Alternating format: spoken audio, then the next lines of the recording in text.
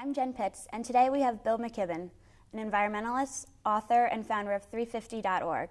Welcome and thanks for joining us, Bill. Jen, it's a pleasure to be here with you. So first I want to talk a little bit about 350.org. Tell me, what's it all about? It's a huge, by now, global climate campaign, the first big grassroots campaign about climate change. It takes its somewhat odd name, 350.org, from what the scientists tell us is the most carbon dioxide we could safely have in the atmosphere, 350 parts per million.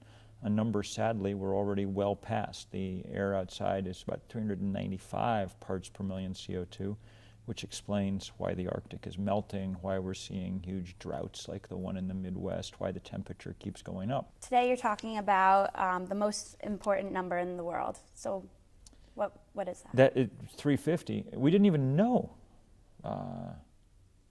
5 years ago that it was a key number. It's only recent science that's allowed us to understand just how close we are to the edge. Thus, the real need for a big and aggressive movement to try and do something about it. What made you want to take on this project? We felt like we were getting nowhere in this country. There had been a 20-year bipartisan effort to accomplish nothing in Washington, and it had succeeded. The UN international process was hopelessly bogged down. And so we decided we had to try and kick up a fuss. The we in this case was myself and 7 undergraduates at Middlebury College in Vermont. And we had no money, we had no organization. This was 2008. But there were 7 of these students, and there are 7 continents. So they just split up the world. Each one took one. The guy who got the Antarctic had to take the internet too, you know, and then we set to work, and so far so good.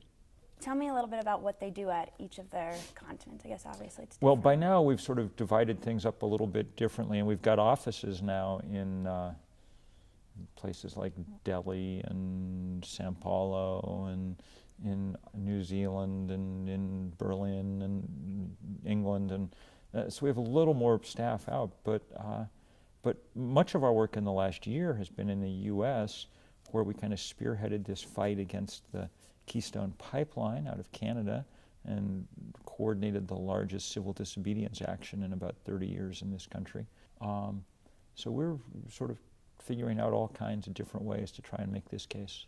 Now, how do you start something like this, such a big project, getting all of those people together?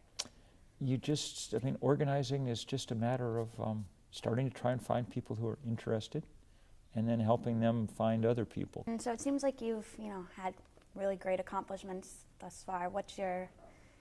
Well, accomplishments, but we're losing too, the planet keeps warming. We basically lost the sea ice in the Arctic this summer. So we need to try and step up the battle all the time. The work in the next year will largely focus on college campuses, and we'll be trying to persuade those campuses that it's time to divest their stock holdings in fossil fuel companies, that these are no longer, in either practical or moral terms, investments that places like Syracuse should have. Really beginning most immediately after the election, our focus is going to try and be to foment something that looks like, the anti-apartheid activism of a quarter century ago. That was the last time we really managed to do some damage to big corporations. We need to in this case because our oil companies and gas companies and coal companies are no longer behaving in a responsible fashion. What's your next big project? We're going to do this divestment stuff very hard, and we're calling it the Do the Math Tour. You can find out about it at math.350.org. And it draws on a long article I wrote for Rolling Stone this summer, which became one of the most widely shared pieces of writing in the magazine's history. It was funny, this piece about oil companies and climate change was in an issue with a big picture of Justin Bieber on the cover, and the magazine editors were kind of shocked that there were 10 times as many people who liked my article on Facebook as liked the profile of Justin Bieber. So they were surprised, and I was surprised, but I think it indicates that people are actually scared and eager to know what they can do about the biggest problem that human beings have ever come up against. Well, Bill, that's going to finish it up for us this afternoon. We look forward to speaking with you tonight.